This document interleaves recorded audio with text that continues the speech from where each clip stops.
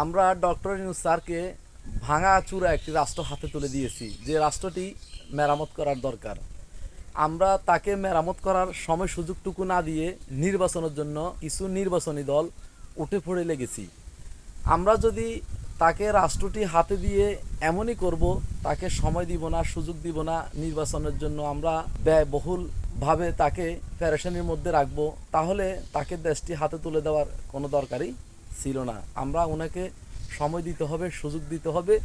রাষ্ট্রটিকে উনি আগে মেরামত করুক, উনি আগে রাষ্ট্রটাকে ঠিক করুক, দেশের অর্থনৈতিক সচ্ছলতায় ফিরে নিয়ে আসুক, দেশের অর্থনৈতিক চাঙ্গা করে তুলুক। এরপর উনি নির্বাচন দেখ। গণতন্ত্র দেশ, নির্বাচন হওয়াটাই স্বাভাবিক। নির্বাচন তো অবশ্যই হবে, রাজনৈতিক দল একজন না একজন এদেশে প্রধানমন্ত্রী হয়ে আসবে।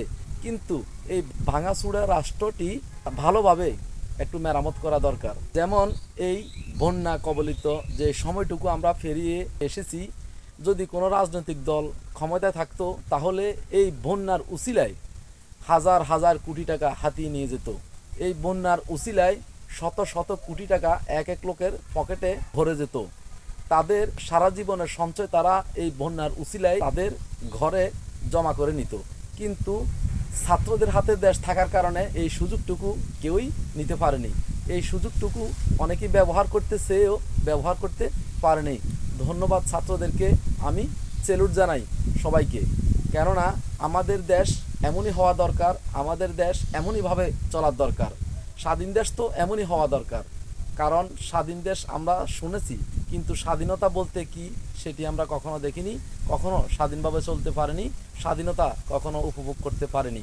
এখন যখন সময় এসেছে, সুযোগ এসেছে, এই সময় সুযোগটুকু সবাই কাজে লাগানোর দরকার। সবাই এই সময়টুকু কাজে লাগিয়ে এই দেশটাকে স্বাধীন বাগমুক্ত করা দরকার। সবাই যেন এই সুবিধাটুকু ভোগ করতে পারে, সেদিকে আমাদের সবাইকে লক্ষ্য রাখা দরকার। সবাই আমরা ডক্টর ইউনূস স্যারকে হেল্প করা দরকার। ধন্যবাদ, সবাই ভালো থাকবেন।